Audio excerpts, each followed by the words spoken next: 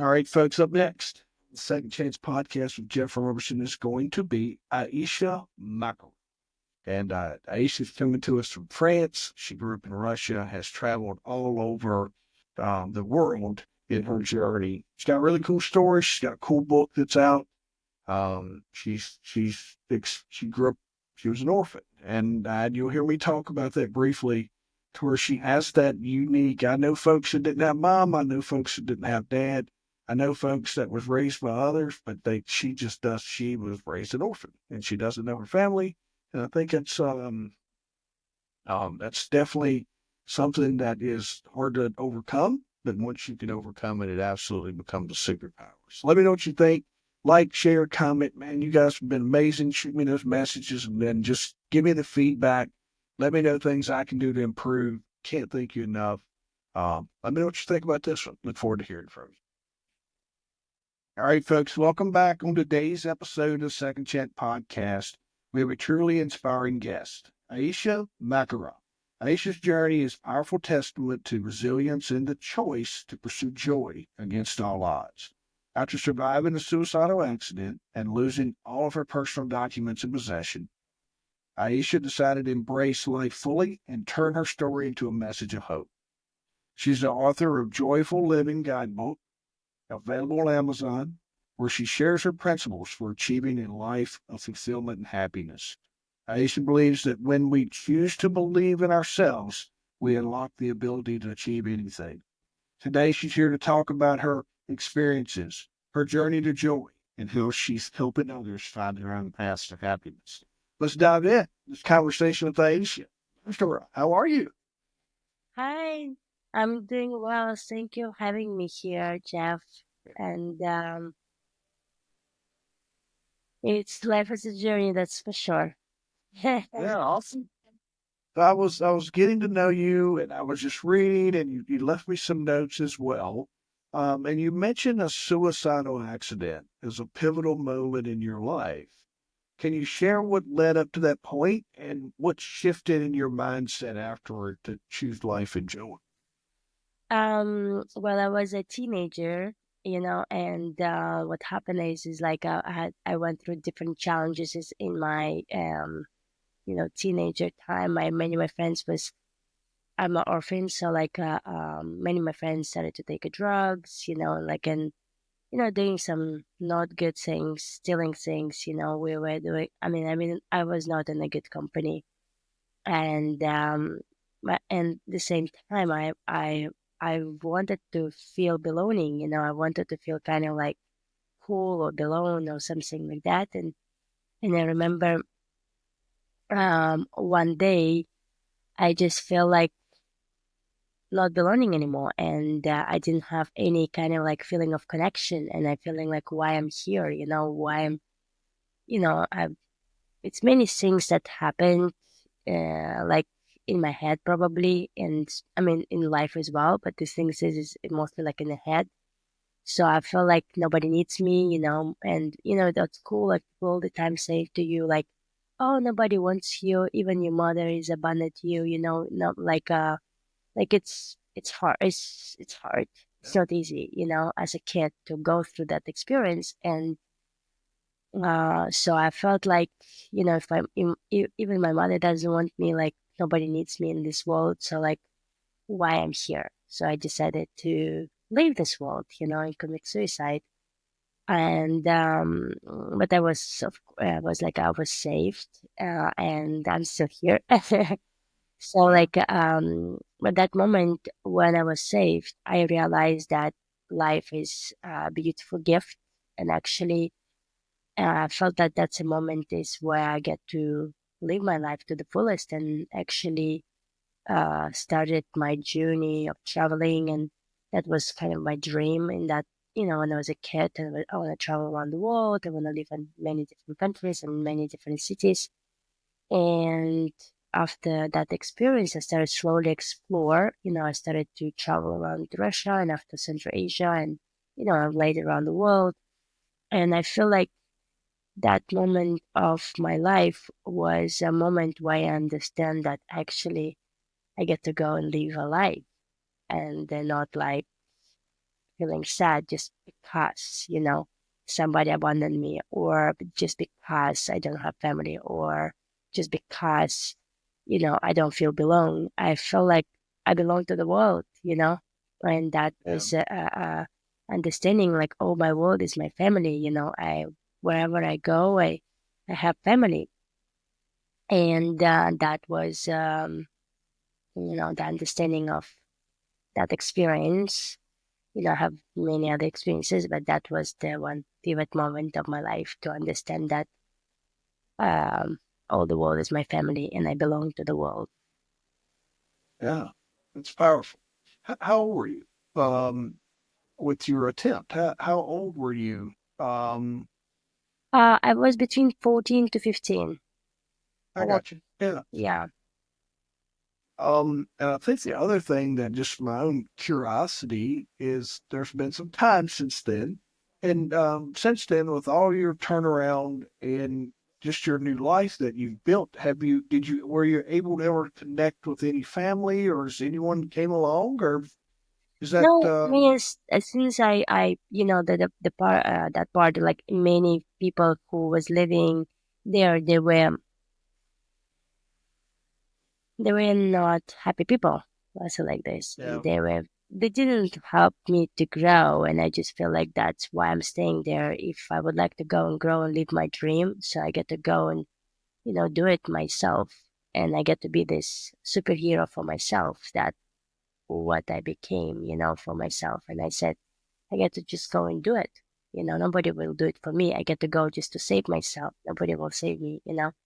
And yeah, but like it. now I feel different. I mean, time changed, and I feel different right now. Like I feel it's important to ask for support and be open to receive that support. I just feel like when I was a kid, probably I was asking a lot of support, and but I didn't receive any kind of like support, even that conversation, and communication. Well, now it's different. Um, so I don't connect so much what happened. I don't like anymore living that um, old story, and I'm just like I call it like I cook, yeah, like a recreating a story, and I just asking myself like that's something deep, to understand that actually the whole world can help you when you open your heart and going to express yourself and express your feelings and emotions. And actually, it's the first time I'm sharing about that, like in public. No, I mean, I think it's hard to find yourself when you're lacking just someone to guide you. So I understand. I see where you're coming from. Just that lost, right? Trying to find direction on your own. But how do you find inner strength to rebuild after losing all of your personal documents and possessions? So kind of tell me about that part. Well, That's that's was losing all your stuff. So how did you find the inner strength to rebuild? that's what happened just recently 2 years ago in States. I was living in States that time, and I was living like I had my hippie life, being happy, and I was just traveling in my van and doing my life. And I remember that when this moment happened and everything was stolen from my van was broken in and everything was taken, absolutely everything I was don't know. taken. And I was in my not my country, I was not in like Yeah. in the place in the safe place, and I was alone. And I remember I was sitting there and was no phones, was nothing. And I feel like what I can do, like how I'm going to like no money, no bank, like everything, absolutely all my money, all my bank accounts, all my bank cards, and absolutely all of it. Yeah. And I feel like what I can do, how I can, survive or um, I just pick up myself and ask for support and went to the my friend house first, and after I went to the community, and slowly I realized if I started to rebuild myself. It takes me such a long time, and it did. It took me almost like a year and a half to recover my passport, and after like started to like slowly recover myself. Like I'm still recovering from that experience, I think. But the thing is I feel everything is life. It's an opportunity to understand how strong we are and how powerful we can be, and look at the opportunity and like look at the situation as a lesson or as a way to improve something in ourselves. And I feel like that moment of my life showed me how brave I am.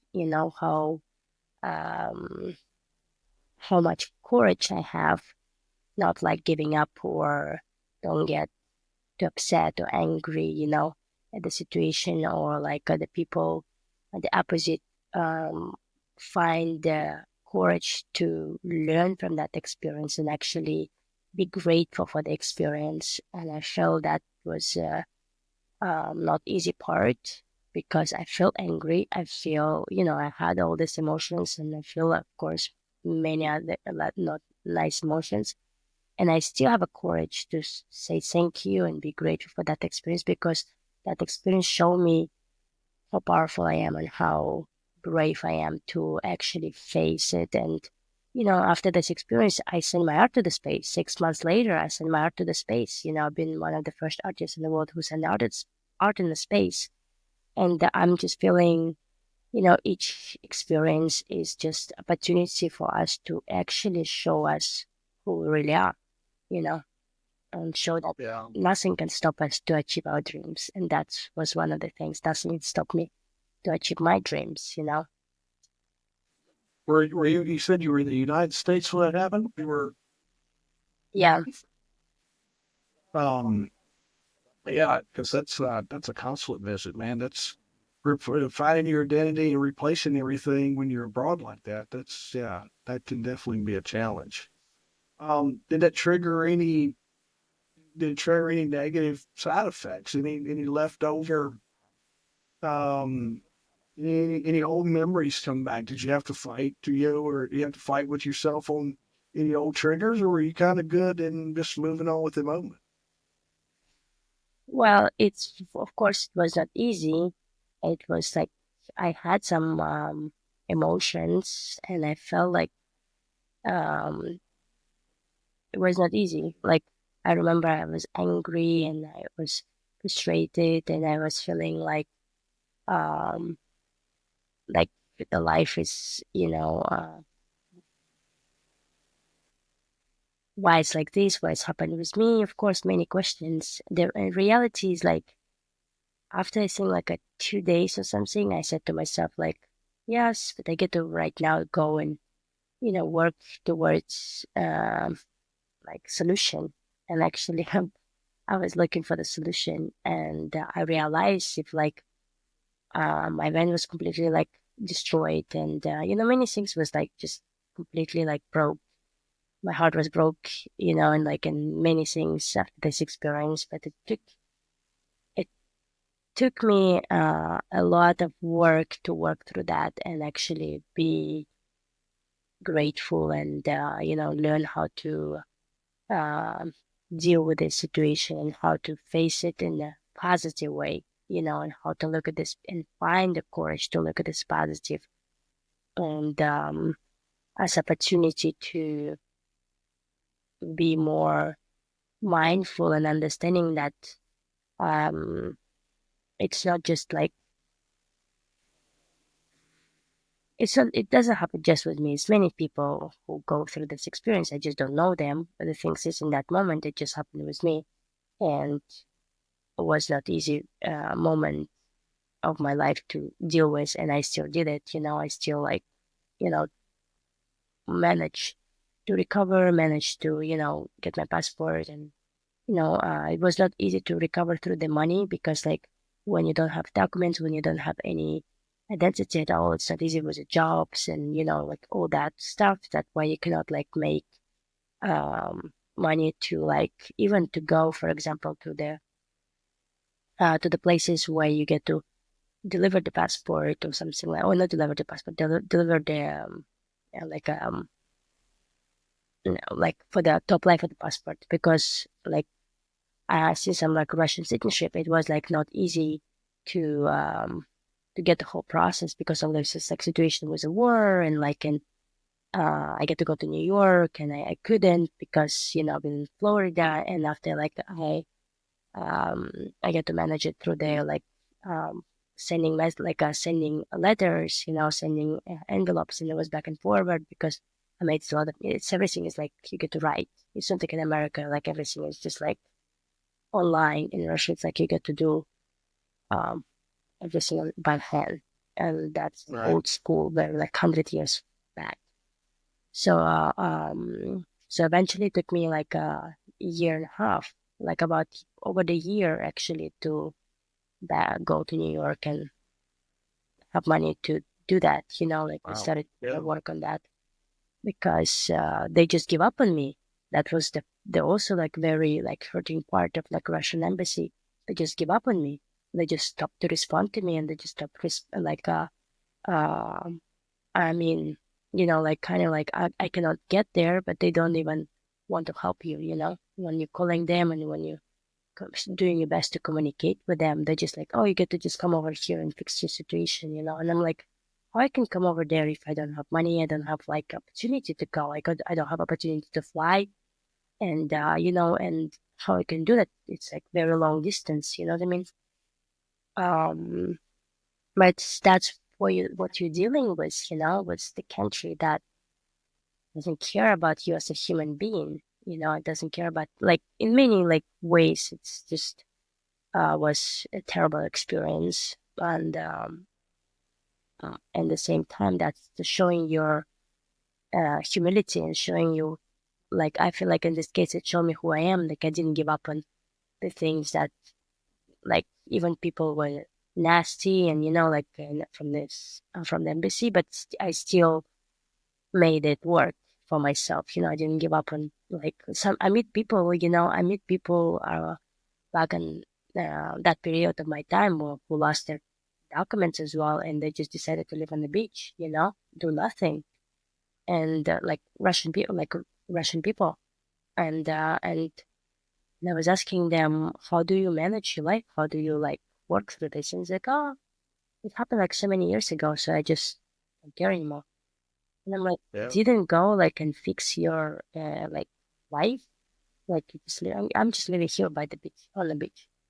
I don't, go anywhere. I don't need it. I'm just like helping out here people, and my life is great. I don't know. I couldn't imagine myself doing that, and I was working. I was fighting myself like this. I was continuing to fight until, I managed my way, and I moved out from United States, because I just feeling it was that experience actually showed me that if I would be in Europe, it wouldn't like this experience. It was completely different experience, but it is what it is, right? Right? It's Yeah. life. So That kind of led you to being a big advocate for joyful living. And that gets us to talk about your book, which is the Joyful Living Guidebook. What are the key principles you aim to share to your readers with your book?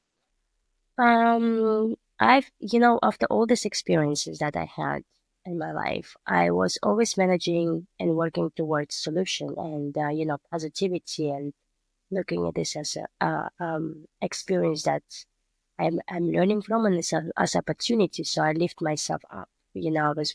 I've been this inner motivator for myself, and encourage myself to work um to work with myself towards better myself. Like, and one day I just decided to write a book about joyful living uh, guidebook, where I'm just sharing different ideas about how to live joyful, and that's different like examples, from my own experience, and I'm just sharing with people my art as well in the book, that they can see my colorful art, and just giving them thoughts, to think about their own joyful life.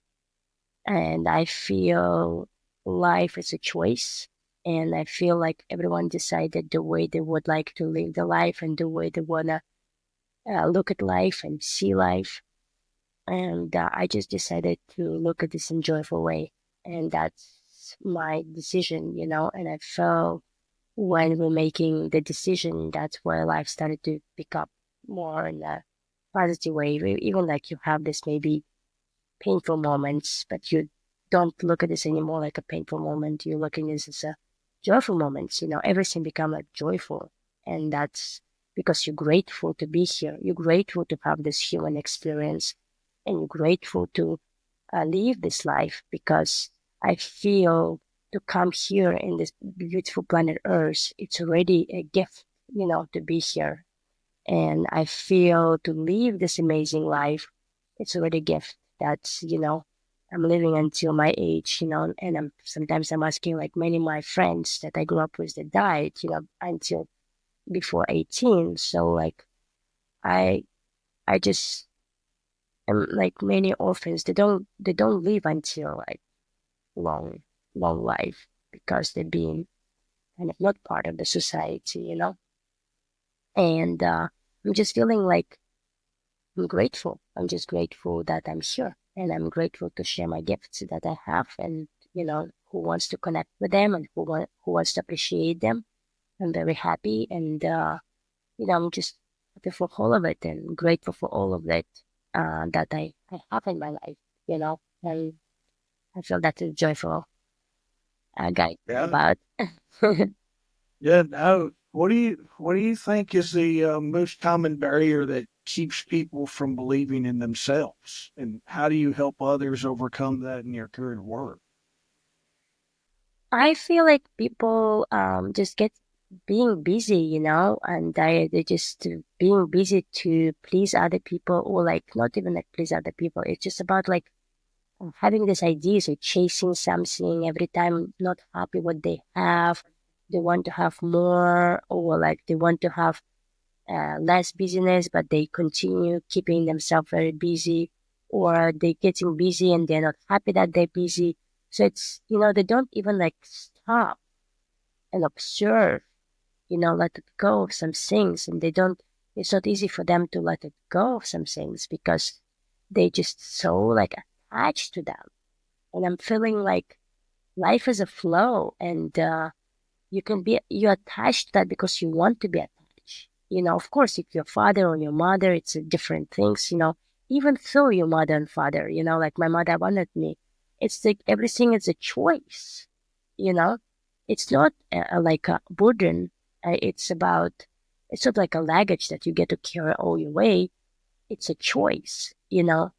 And I feel you get to deal with the choice that you make and if you decided to be a mother or not, or if you decided to give the birth to the baby and you decided to just let it go, it's a choice, right? Everything in life is a choice. So I believe that people just scared to make a choice in their life, and that's why they don't, live the life to the fullest, and this is why they don't believe in themselves that they can actually make that choice and have that life that they desire any time and any point of their life. They don't need to, um, you know, study 10 years. But of course, if they're like a goal is have a PhD or doctor degree, it's a different topic. But I'm just feeling like in life, you don't need any degrees. You can just be you, and that's already enough.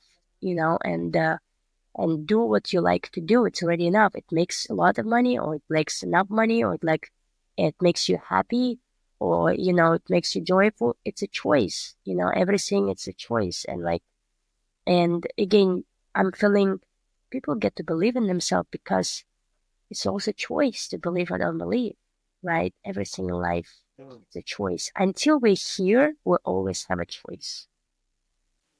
Yeah, absolutely. Um, as we're wrapping up here, just looking back on your journey, what would you say is the biggest lesson you've learned about happiness and fulfillment? And how do you keep applying that in every day? I think it's meditation for me and gratitude, like journaling. It was like journaling all my life. I'm journaling all my life. I have a diary all my life, and I do gratitude journaling where I'm grateful for the thing that I have, for the grateful every morning and grateful in the evening. And I do meditation, and I love to have meditation whenever I have a moment, and I feel that keep my life more calm. And, I feel that helps me to be more mindful of my decision that I make and give a chance to myself. I love to like give myself, I call like I give myself chance and about anything, what I'm curious about. And because I have so many dreams to live, and I understand that some dreams is going to be true, some of them is just going to be dreams because I don't have capacity, like just time to accomplish them or make them. And I get to accept that as well because I get to enjoy life that I have, continue, and I feel that meditation and my journaling and gratitude helps me a lot to like appreciate every day of my life and actually see what I have and, enjoy what I have as well. I think it's really good advice, and I think that living in gratitude, your journaling, and your meditation helps us all find perspective. I wanted to tell you, we got to know each other briefly, and I'm following you. I'm going to learn more. I think our conversation tonight is the first of many that you and I'll have. And so I watch your journey and everything that you're doing, and um, because here's what I'll tell you, I have a lot of friends that grew up without mom or grew up without dad. And I have very few in my life that didn't know either, and they grew up in what we would call an orphanage, and I think that's unique, and it gives you this whole new superpower that, and a lot of folks don't get to experience, and to hear your passion and your direction and everything that you do now after this enlightening moment of when you almost left the work, and it's really cool to just get to know you and hear a little bit about your story. And I'm excited to learn more. So I just can't thank you enough for spending some time with us tonight. Thank you very much for having me. And you always can find my book on Amazon, Joyful Living Guidebook. Joyful Yeah, Living so Book. that's what I was going. Yeah, I'm going to put that. I'll bookmark that for you. Make sure everybody gets to see that. And then, how can folks connect with you? How would you like everyone to connect with you? You can go to my website, Aisha.today, and it's AISHA dot today. And we'll go to my other website called joyfullivings.com, where you can find also about me, about my book, and about, you know, my online program and about my mentorship program as well. Um, yeah, and always you can connect me on Instagram as well. It's all my Yeah. website. Yeah, everything is on my website, my personal website, Aisha.today. And what is your Instagram name that you go by? I go by Big Boss Baby Big Boss 777. Baby. Well, thank you so much for being with us. I'm going to share all that information for you, and I look forward to getting to know you. And the next time you and I can catch up for a great conversation. So Thank thank you. you. Bye for now.